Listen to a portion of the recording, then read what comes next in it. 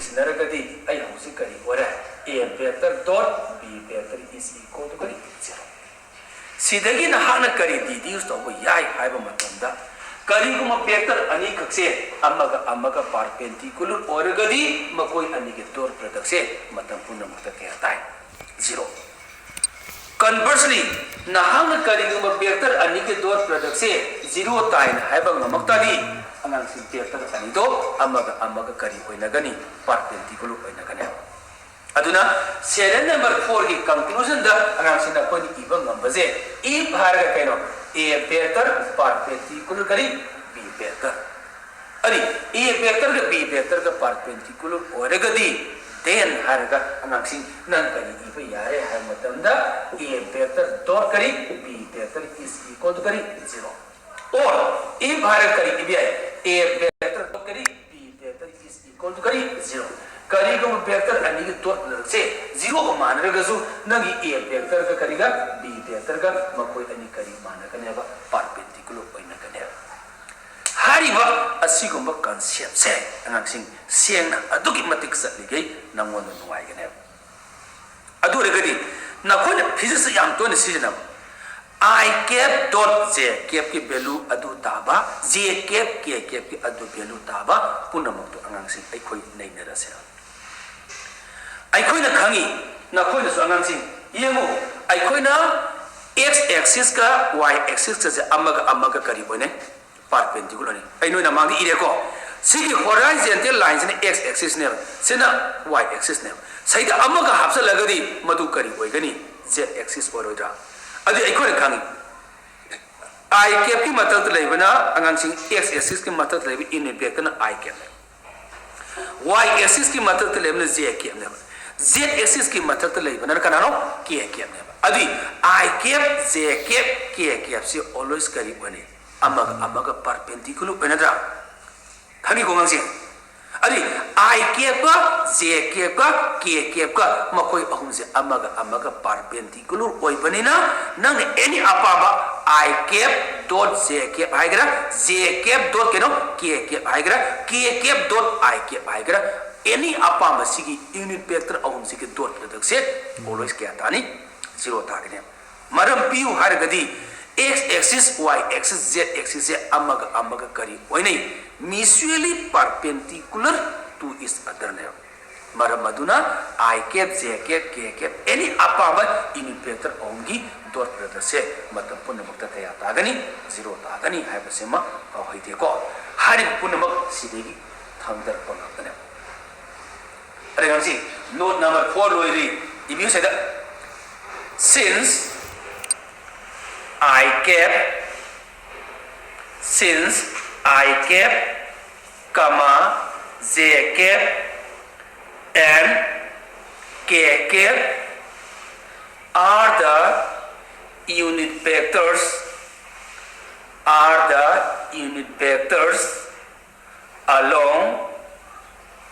are the unit vectors along x axis comma y axis and z axis therefore harga anang kari ora I cap dot kari z cap aigra z cap dot kari k cap aigra k cap dot kari I cap aigra always kya tai 0 tai adu na hana saida I cap dot z cap haibaje maning mama onthona raga z cap dot I cap haiba matam da kari mata I kai belete maramdi scalar or dot product is always commutative aduga cross product di I cap cross z cap haramaje z cap cross I cap la agadi magi value je sathi na hongi ko adu musu khanga da bani aduga na hana kari gumba I cap z cap dot product 0 taraga I cap into I cap dot kari I cap ki value di kaya ta da de ki habdo serial number angang sing 5 ta angang sing amuk nai thamina si ko yemu serial number 5 note number 5 yo yang tam no ko rakadre ko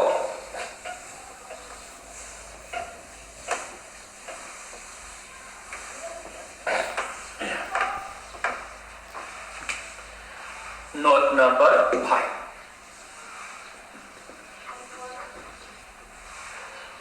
I cap dot kari I cap. So next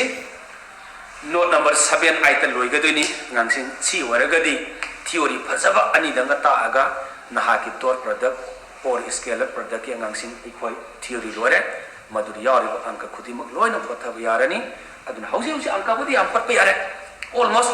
90% angka hot yadro bani ek no se lore paga adu ngangsing yari kiti mayak sen hana khangda honna hausi so ningsi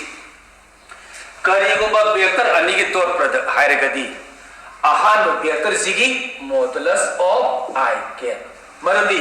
saida aina hausi ta haije ki bada angangsing kari oi hai matamda a vector dot b vector ki definition da modulus of a vector modulus of b vector hai bagum mani gisu modulus of kaya tare I cap tare cos of I ga angangsing yemo vector ani se I cap ni sisu I cap ni vector ani se coincide ore vector ni se coincide ore gadi mako ini ki mar ki angle to kaya tare angle form ta udramina angle to kaya tare 0 tare hausi aina mamang thok ki ba I cap dot j cap habdo 0 ta ki do si definition pala ga suyai ko I cap dot j cap ore gadi si ki always cos of 0 se kaya oi gani I cap j cap ko perpendicular oi bani na 90 degree la ga sidi ka sun ho na suyai ai ko na kangi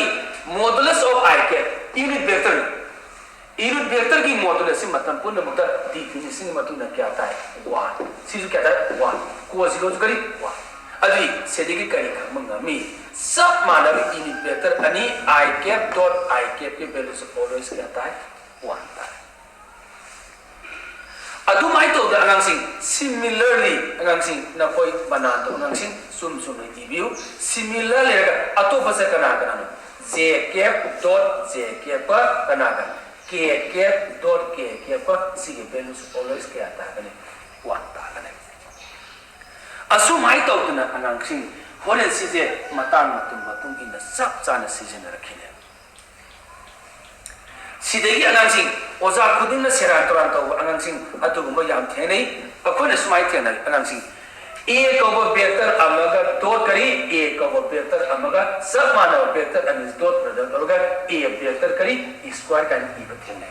करी no अंगांसिंग vector the square का भाइ बुसु करी कोई vector अमोर गदी modulus का direction के लगनी modulus तो square का बदी magnitude लगनी magnitude तो square का magnitude तो 5 और मगदी square का गदी 25 ताने है खंगे but direction से awang salam ba direction se sari square car बो अंगांग से डबल awang ला क्या किद्रा बा मदु या बा पोट नते न न सु खंदौ always assume ne iba se mamang hakta te yara maka su angang sing hausi kanti yadre hai base kari maram dino hai bodo ai verify tok se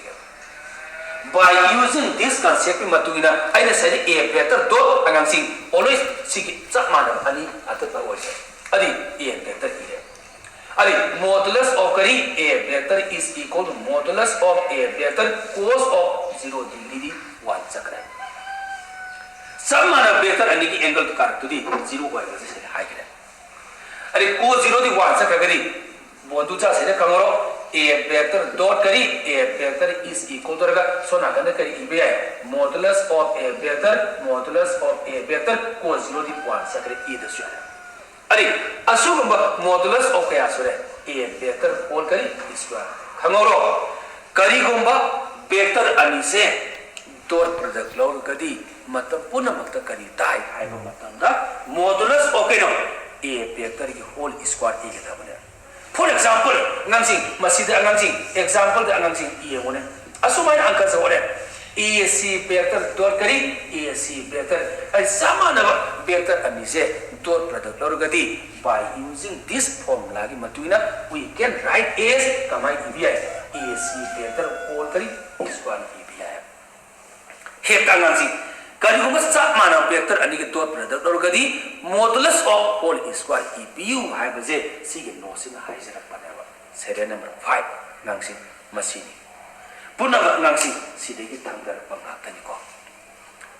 adu rega de ngangsi ai hana serial number 5 sina serial number 6 ko gada bani adu 5 ta ngangsi sane ne 5 ta option kare aru oi koina aya serial number kari 6 ta ga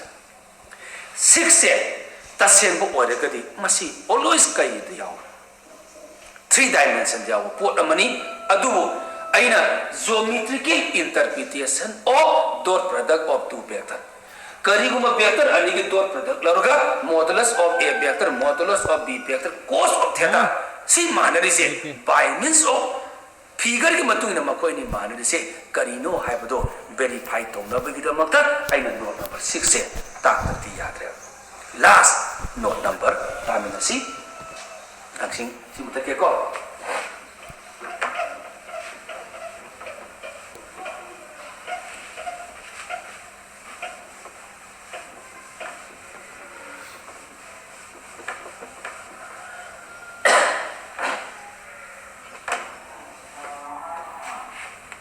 yang si angsing sina note number 6 projection of a line segment on nang sam mut kre so ne si ai da pa ni si ke noi la re tana projection of a vector on a vector ha vector amana vector amagi mathak ta leiba projection je karai bu ko bagi as anang si hana la pa ya bana te projection of a line segment on a given line haibne aina masida ai line ko anang sing noi se da aina kai lok se le sigi l ko ko line amana sigi l ko ko line sigi matakta aina masida kari leire hamtam da ab ko ba line segment nam le hai ba anang sing sigi ab ko ba sigi line segment sigi projection je projection of the line segment AB on the line LJ karai ko bogesi asi je khanga matung da angang sin na khoi khudi ma khanga kadabani ko adu waragadi hausi kari to yai ham tanda hana idringai I explain to projection of a line segment on a line je kasumate sigi AB ko sigi line sigi projection je sigi always LJ mate te karai ko bogete projection logi khaliba sigi line segment sigi end point kya le ani le hari ba end point ani se l ko lines te kari singdar e perpendicular singdar ari perpendicular na thagdi ade ko ngsi adu ga sigi a ko jaga se de gisu aina perpendicular singdar aga sigi l ko line je ngsi chena p na phame adu ga sigi b je singdar aga ngsi aina kari phange haiba matamda kari phange q na phame adu waragadi hausi aina projection loge khaliba sigi line segment sigi fit of the perpendicular sindra kana p ko bo point namaga q ko bo point nam phangaba punung sangbi sigo ngangchi adu waragadi sada phangiba p q ko bo sada line segment masa mang se aina hena distinct one reaction ba sigi p q ko bo sigi line segment je mamin kari kawi haitari p q is the projection of the line segment AB on the line L haibane khagi wangsi masida laiba masa se len PQ le sigi PQ se mami aikona kari kawi projection of AB on the line L kawi asine aikona projection ni wakhalo se sumba singangsi yam samgre bna la adugi matungda angangsing sigi PQ ko sigi projection je mahaki maming je angangsing aikona length of the project PQ ke value se kari ga managa dagi sine wa ina se puthoko pami se PQ je ke value puthok nimbo oragadi aina sigi a sidagi sigi size ne kari singe perpendicular sindra L thamya adi from the figure we see that the length of the line segment AL is always PQ karigumba AL ki asang ba se khangagadi PQ ki asang ba su khangoja maram aduna AL ki value ra PQ ki value ra ama puthokse adu puthokpa yana ba ki da manga angsing by construction aina si se angsing extend or si extend or ga angsing extend or ga angsing masi de punara hari ba si AL si ne extend or ga si angle si da aina si ka aseme theta na se corresponding angles are equal in theta or gadi sigi karki angle su kaya oigani theta or kane adu or gadi aina sigi angle se theta or gadi sigi AL se kari kawi base outra hari ba sigi base sigi value se puthokninga gadi ai khona ngangsing sigi triangle sidigi aina cos of theta ki value panse adi ngangsing sigi triangle se mami kari kawi hai tari in the triangle haraga aina ma sigi triangle se mami kari kawre ngangsing b a l kawre sigi b a l kaw sigi triangle sida aina cos of theta panse cos of theta di kari kawi base by hypotenuse ai di base kana ore a l ore ai di hypotenuse kana ore a b ore asumai to sigi cross of tokidari ai hausi kari anore a l is equal to haraga a b times of cos of theta ni aduga ai di a l d kari ga manai hamata a l d kari ga manai p q ga manai adudi kari ga manai a b times of cos of theta asini ngangsing masida projection je p q के value से करी का माने है तरी a b times of करी cos of theta का माने नासी मसी 3d दा याम याव पोट अम हारि बसी की पोट से आई in terms of करी दे पुसल कदे back दा पुसल कदे अदु रगदी का माने back दा पुसल कदे के सिने ngang aina tai kham je mayak sini irage na koi ICEN khale aduga sigi mamang da angang sin thabiu serial number 6 thabiu ngamji projection of a line segment on a line L on a line L yaw on a line yare ko irongangsi adu makada let hauroji let haraga capital AB ro let AB be the line segment let AB be the line segment and haraga u and haraga sig L's u and L be the given line full stop we draw haraga aikoi kana singi perpendicular we draw AP and PQ we draw AP and PQ perpendicular on the line L full stop adu matungda then haraga perpendicular singra matungda ai kari phange sigi PQ ko sigi line segment se phangaraba natra adu waraga de angang sing aina hausi kari harakani haiba matamda sigi PQ si mami kari kawi then PQ is the projection of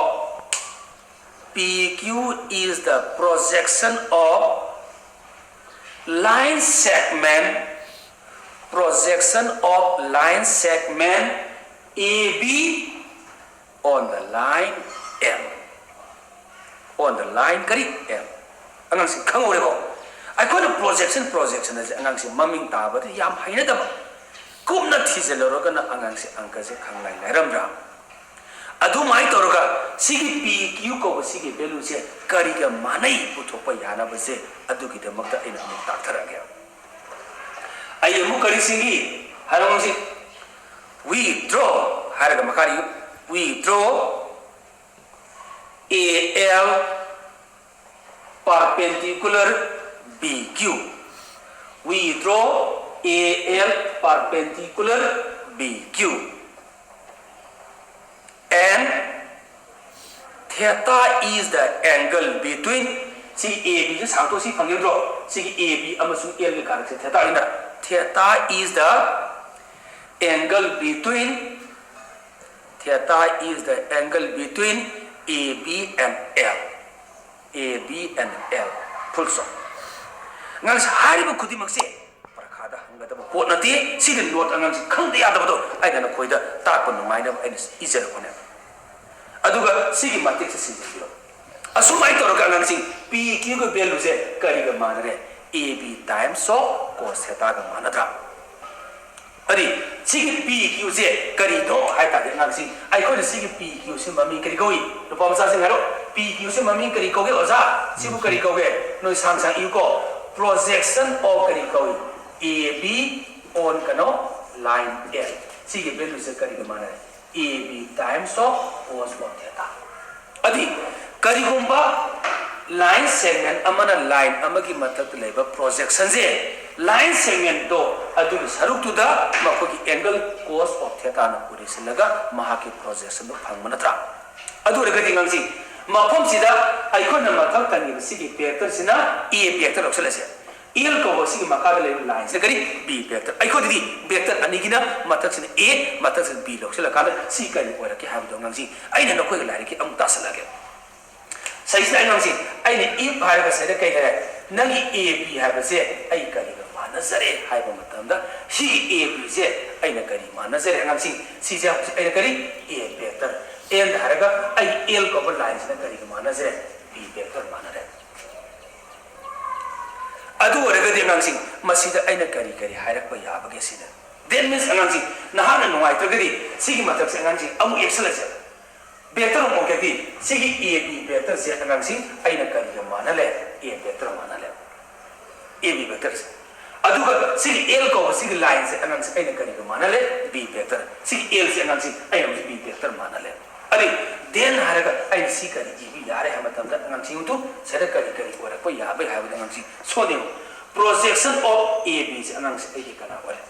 मथक से ए vector ने ngangsi सरे नुमाय तगरी सी से करी कोई ngangtu ए करी ए vector सिग मखा दले L को लाइन से सी ngangsi ए करी ओले हम तमदा बी वेक्टर ओले से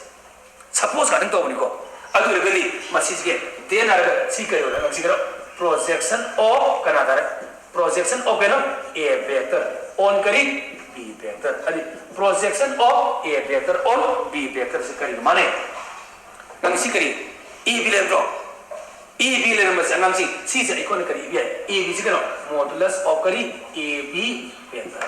C के modulus से लोग ठोक रहे गदी इसम चंबा कना तानी A B तारो रो पमसा से अदुगा cos of करी theta C ओरे गदी नंसी करी है बेरा modulus of A B vector the A करी मानगरे A vector मानगरे अदुगा cos of करी theta होरे लेरम मतंदा इबुंगस इबे मजु खंगौरो सी हेक लेरम तादी सी की जगह दो A करी इबे याय projection of A vector on करी B vector इबे याय से ngangsin कौरनो अदु हे कौरपोरगा दे ngangsin आई से टू ए अदुना होरे सिगी मतान से आई दौसी सी मखादा मरु एवं तालकद्रे अंगांसी सी से आई नातन थमौगे खंगे को मंगसी अरे मॉडुलस ऑफ ए ममांग से ए तो ममांग हिसिदा cos ऑफ थीटा न पूरी रगदी projection of A vector on करी बी वेक्टर मानै हाबसे सुम मसा मसु अंगांसी खग खंगौसे पुन्ना मक्सी खंगगति लोरे अंगांसी येमो ए बी टाइम्स ऑफ अदु पूरी बनियो खरे ngangsi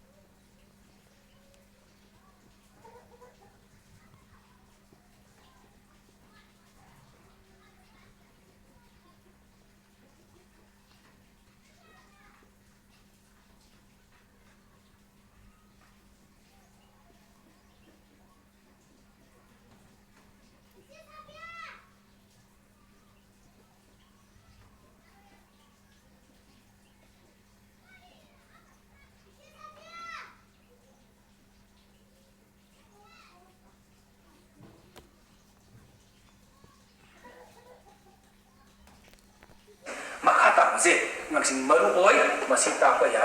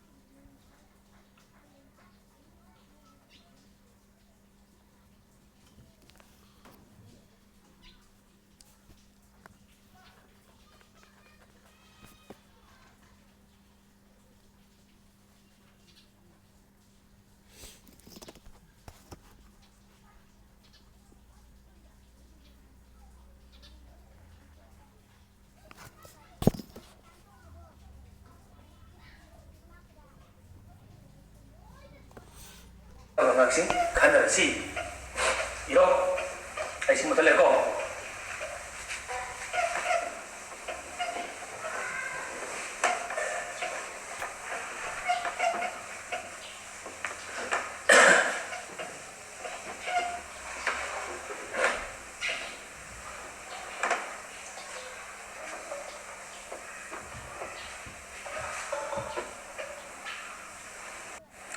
ꯑꯉꯥꯡꯁꯤꯡ ꯃꯈꯥ ꯇꯥꯕꯗ ꯅꯩꯅꯁꯤ ꯌꯦꯡꯉꯨ ꯁꯤꯒꯤ ꯁꯔꯨꯛꯁꯦ ꯑꯉꯥꯡꯁꯦ ꯑꯗꯨꯛꯀꯤ ꯃꯇꯤꯛ ꯃꯔꯨ ꯑꯣꯏꯅ ꯍꯥꯏꯔꯤꯀꯣ ꯊꯥꯔꯣ ꯐꯖꯅ ꯁꯤꯒꯤ ꯊꯤꯑꯣꯔꯤꯁꯦ ꯈꯔ ꯆꯥꯎꯏ ꯁꯤ ꯍꯦꯛ ꯇꯥꯛꯄ ꯂꯣꯏꯕꯒ ꯃꯆꯥ ꯑꯃ ꯇꯥꯛꯑꯒ ꯑꯉꯥꯡꯁꯤꯡ ꯑꯩꯈꯣꯏ ꯗꯣꯠ ꯄ꯭ꯔꯗꯛ ꯃꯇꯥꯡ ꯑꯁꯤꯗ ꯃꯍꯥꯛꯀꯤ ꯊꯤꯑꯣꯔꯤ ꯄꯨꯡ ꯂꯣꯏꯔꯦ ꯀꯔꯤ ꯑꯃꯠꯇ ꯑꯩ ꯇꯥꯛꯅꯤꯡ ꯂꯩꯇ꯭ꯔꯦ ꯑꯗꯨꯅ ꯍꯧꯖꯤꯛ ꯇꯥꯛꯀꯗꯕ ꯁꯤꯒꯤ ꯊꯤꯑꯣꯔꯤꯁꯦ ꯅꯈꯣꯏ ꯆꯦꯛꯁꯤꯜꯂꯨꯀꯣ ꯊꯥꯔꯣ geometrical interpretation of dot product of two vectors. Geometrical interpretation of dot product of two vectors. Noi la tu sambre ngamsi. Heng prakada hangagadi karam ni iga to na ibn ngamsi matek ira thamame. Hausi aina hausi pame je vector ani ki dot product yemo aina na koida aise a vector dot b vector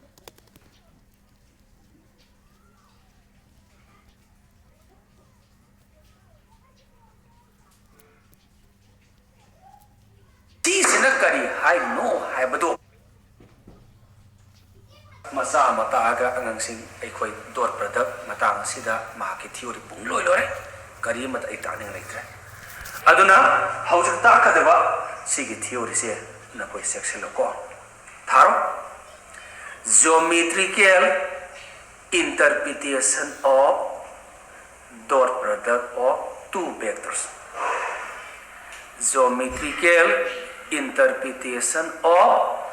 dot product of two vectors. Noi la tu sambre ngamsi. Heng prakada hangagadi karam ni iga to na ibn ngamsi matek ira thamame. Hausi aina hausi pame je vector ani ki dot product yemo aina na koi da haizare a vector dot b vector ki value se kari ka mane modulus of a vector modulus of b vector cos of theta mane adu de ai haining is mahaka dot product loroga si tara agadi si sina kari hai no hai bado ai khamba pame any apamba non zero vector ani se hector dot product lorogadi kari go scalar value mata ai khang hariba tarib sigi scalar values na kari oram gadagi haibaje by means of figure gi matungina atra halu haibajibu geometrical interpretation of dot product of two vector type adu waragadi nangsing ai hausi vector kya sangi ani sangi si vector ani sangagadi figure yek se bangamsing ai ha si je kana ore ai na si je kari koi o a na hariba aigi sigi o a ko sigi vector se kanana represent tore a vector oyale aina harakani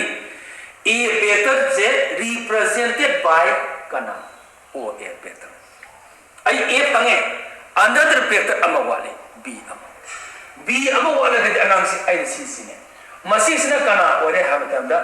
o b kari vector ore si buna kanana represent tore b vector represent tore aina ma pami pot a vector dot kari b vector phangna bagida makta ai a vector sagale kari sagale b vector sagale asu minus sagal matung sida ai khoina horen makoi ani gi mar ki angle do kana odi ya de harami theta odi ya harami adu waragadi nahang nangang sing always proof to wi niyom je b dagi sada perpendicular singbra a sri ki sig jaga sida kari singbra perpendicular sing membra ani tu ke manung da angang sing amakak sing ga lore ani mak sing dia de hai ban laite ko angang sing kana bum oza kharna ani mak sing jalaga su angang sing similarly ta salaga ya aduna ai di sigi b ko jaga si degi ai na sada perpendicular sing ga सदा perpendicular सिंद्र का अंगांसिंग आइने सदा करी fungi L fungi अदु रगदी मथक लेरिबा सिगी B को सिगी vector सिगी N point अमन B नि अमन ओ ने B दगे perpendicular सिंद्र सगे एल फंगे सिदे सु परपेंडिकुलर सिंद्र दब सिदे कोइंसाइड होइग्रा ना की मामा ताकी थियोरी की मतिंगिना सिगी ओ एल हाइबसे करी कौ सुमाने परपेंडिकुलर सिंद्र सि मखाद लेसि करी कौगे ओ एल सि ममी करी कौ अजा O L is the projection of कनाम B vector on A vector को सिगु परपेंडिकुलर से L बने सिगु सिंगिया पे कोइंसाइड हो गया बने से तो फंगी को O L है सी लाइन सेगमेंट से is the projection of B vector on A vector O है बस हाई गया बने अदुमाय तो सिदेगी सिंदर का जो नंसी आई कोन प्रमाण तो ये सिदे सांगो खरगा को फरे अदु नंसी अम्मा खते से ने ये कोलो को अदु रे नंसी से फल थाओ अगर लोकसन की अंगांसी कना कनानो हाई मतलब नुपा मसा नुपी मसा जिन थाबियु लेट हारेगा कना A vector and B vector I vector इन लोग को let A vector and B vector B2 vectors represented by हारे vector ऐसे कना represented B2 vectors represented by हारेगा आई कना represent हुई अंगांसी अमन O A vector represented by हारेगा O A vector and Aman कनानो O B करी vector अरे मखा इंस्टॉल की अगर फुल सोया अकाम मत आउस अदुदी देन हारेगा आइने सेदा करी इबे यारे है मतमदा देन आई O A vector से कनागा मानरे A vector मानरे अदुगा I O B vector ना कनागा मानरे B vector मानरे उपमसा सिंग लोरे को अदुगी मतुंगदा आई कोइना अमु हाइजेनिंगना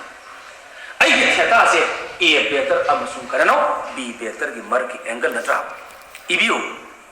लेट थेटा B द angle between let theta be the angle between A vector and B vector theta be the angle between A vector and B vector full stop अदुगी मतुंगा अगांग से आइना हाइसे नंगी सिना आई B L से कनादा परपेंडिकुलर सिंगी O L परपेंडिकुलर तरगदी लालिको we draw BL perpendicular kanan we draw BL perpendicular kari okay also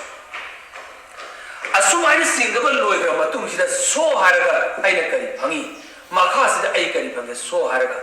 OL ko ba line se men phangra so haraga anang sing ai kari ibi are si OL si mami kari kaura so haraga anang sing OL is the projection of OL is the projection of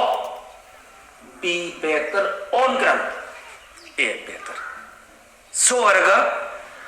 OL is the projection of B vector on ground A vector na thabiyo. Yarko. Aduga mamang ta ki theory da angang sing नहाना आइना हाइद बसे सी खंबंग नमत्रगा सु अंगांसिंग मफम सिदा आई O L की value से करी का मानगदगे हाइद बसे आई समझल रोय इन द ट्रायंगल हारगा आइना फंगिबा असिगी ट्रायंगल से ममिंग करी कवी B O L असिगी ट्रायंगल सिदा अंगांसिंग करी गुंबा डॉट प्रोडक्ट ओरगना साइन पानगनी क्रॉस अदुगा करी डॉट प्रोडक्ट ओर कोस पानगनी क्रॉस प्रोडक्ट ओर साइन पुथोकदमनी क्रॉस ना साइन द बेस हो cos of theta सिर्फ bs के वैल्यू से करना और bs बाय करी हाइपोटेनस OL बाय करी OB दाय सीधा कारण से किधर है अनंग सिंह सी करी भंगे OL is equal करो OB times of cos of करी theta होरे आइना अंक होला को मतलब दा OB times of cos theta के वैल्यू से करेगा माना नहीं OL का माना करने अदु और कदी सिगी मखाता बदा अंगांग सिंह आई कोई खंगरे we have आरगा आई कोई करी ले सी जिगा डॉट और आई कोई सी ताई जिगा अदु रे दे अंगांग सिंह सैदे येगो मॉडुलस ऑफ करी A दी करी के माने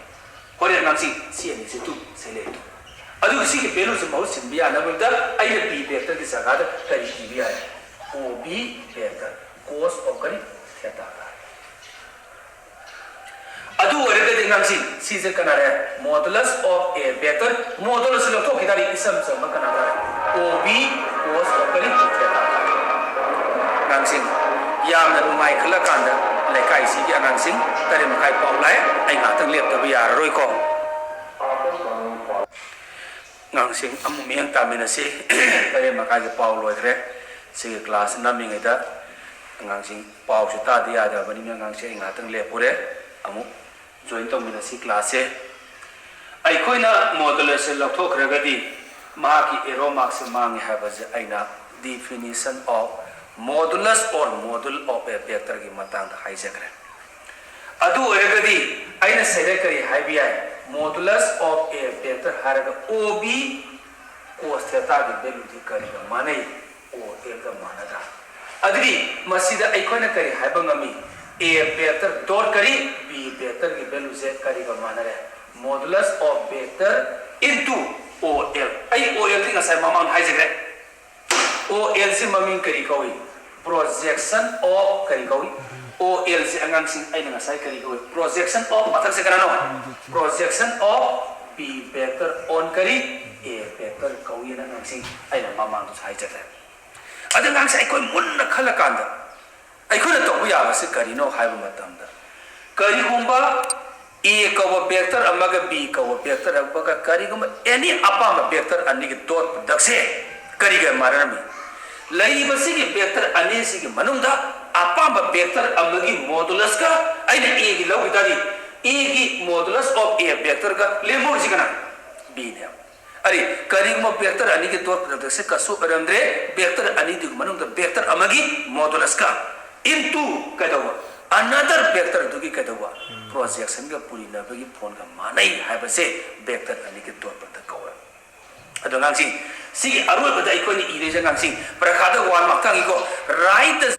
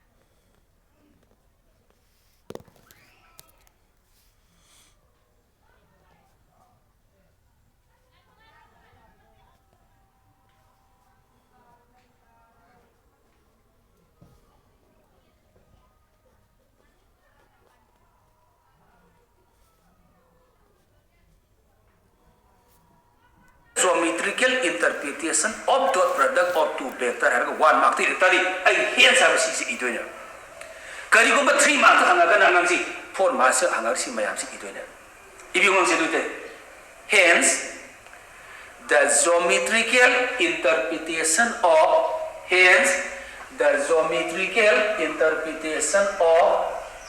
dot product of hence the geometrical interpretation of dot product of two vectors a vector and b vector sin a vector को a vector and b vector is the product of the modulus of one vector is the product of the modulus of one vector vector ani dum amal lograba amal lemogro is the product of the modulus of one vector and the projection of the other vector, the projection of the other vector in its direction. Lemoriba b vector dugi my direction the lower projection of man heavenly. I need igimatam dancing so many igito amatan karim cup of yaw the other. Yaushu Yausha Amhanzagram. Hence, the geometrical interpretation of dot product of two vector harga a vector and b vector yawgido a vector and b vector katharo yawse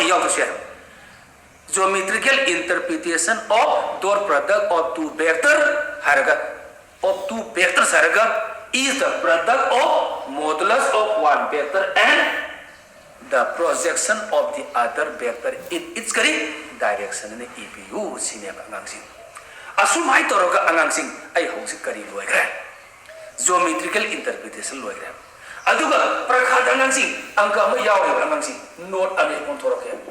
Horen angangsing ay na sige saruksa fazal agadi sina soldi loigra. Ali sele kari ibi angangsing yung sina angangsing sige angka anim yawni ko projection of b vector on a vector. Ali b vector na a vector ki matlab leba projection se puthoke di sina soldi ele vector anigi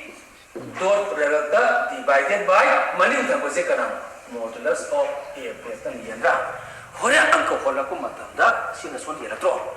projection of b vector on a vector je vector anigi dot product makha mani uthamba vector sigi modulus yenmandra or ngansi sina taba amasu kari ibi sumaya projection of kanatara a vector on kana b vector adi sige projection je kamane photo ko ni tari magizu sige vector anigi dot product divided by makogi manin thangi sige no modulus of kari b vector ibio asini anangsi masan oiba pot hausi matang sida anangsi ai hat loisala aga anangsi yari makaidi arroibo oina dot product of two vectors in terms of their components the combine puthoka de haiba angangsing minute manga taruku theory masa maktanare asi danga taksin laga angangsing adudagi di aigi apam angangsing theory haiba do loina mata ko lore maram aduna angangsing masida amutang ai hoijing na taksa hoge aduga punna mak yakina midasi yemo karino habanda aroibada to find the dot or scalar product of two vectors in terms of their components. Hari basigi always theory je cross product ri yam toina hangali adu dot product ji hangandi yam lai ba ni yemo aina hauji let haraga aina a vector a vector je a1 I k plus b1 j k plus c1 k and haraga another vector amaga lora b vector oragana a2 I k plus b2 j k plus c2 k ai hauji vector kya lokra ani lokra hari basigi vector ani si ira ko matam da component vector di I cap j cap k cap senara agadi masi kari ko component vector ko hari basigi component vector senara vector ani sigi dot lak se kamai puthoka de sina nakogi physics yam sara puthokdo ai ko maths adi aina formula sagalaga yam pikna puthokane ahan badi yam lugu malamani ko aroiba conclusion jina ko haido je ai ha ki a vector se kana dare a1 I k plus b1 j k plus c1 k dot ai ki b vector di kari ga mani a2 I k plus b2 j k plus c2 k ta हारी बसी की vector सिगा मकोई अनि की करी पामी dot product को पामे अदि नसी सिगी a1 से सेदे पुरियो कया ताय नसी यमु a1 a2 हारे आई नकुल ताके I cap dot I cap सब मानव I cap अन्य की पूरी ना बल्कि दो प्रति क्या था 1 okay अदुग plus Singh I cap का J cap का dot प्रति लोग दे मानव अन्य दी 0 I cap dot J cap क्या था कि 0 सिग I सिग अमुक सिग K सिग पारग सु क्या सकते I have A1 multiply तो बोलो क्या B1 की अमुक ला सिग J का I का सु मानव रे क्या सकते 0 अदुमाय तो सिग J माने हिंगौरा सिमदी B1 B2 J के मानदरे कया सकरे 0 सकरे अदु अरोइबा C ना 1 K I के मानदरे 0 K J के सु मानदे 0 सकरे K मानदरे आई कनाले मोर C1 C2 के मोर असिदि आइने नकोई ना फम हाइसिन बसे A vector dot B vector की वैल्यू से करेगा माना है A1 A2 plus B1 B2 plus C1 C2 और ये अंक वाला को मतलब अंगांग सिंह सुमाइन कोट का दम नती वाइड लाइफ दी करी नो I mamang पूरी नगर हिंगौरनी J mamang पूरी नगरी K mamang पूरी नगर डॉट प्रोडक्ट अनिगी कंपोनेंट वेक्टर से ऑलवेज से नबा वेक्टर अनिगी अंगांग सिंह ऑलवेज डॉट अदुना सिदी नखोगी ना मांग थियोरी ताके यादि हाइदुना नखोगी फिजिक्स ताको नियम दे मो तालकनी आइखोय मेथ्स दी करिमो वेक्टर अनि के डॉट प्रोडक्ट लोगेदी याम लाइन नंसी a vector dot b vector is equal to I am for example नंग सेदी उना नंसी आई नखोगी ना पन फिगे a वेक्टर इज इक्वल कर twice I के माइनस करी 6j के प्लस करी 5k के हमना अदुग another one and the नंसी b vector is equal कर I के प्लस के 4 करी J के प्लस करी twice K के करी अदु करी मकोई दिगी A vector dot B vector पुथो केदी नन याम सान पुथो पुत्र का ताते मामा 2 ग सी मामा का क्या था 1 ने तो सीधा 2 1 जा 2 लोरे -6 का +4 करी माइनस करी 24 6 +5 का +2 करी प्लस क्या था 10 असु माइनस तक पूरी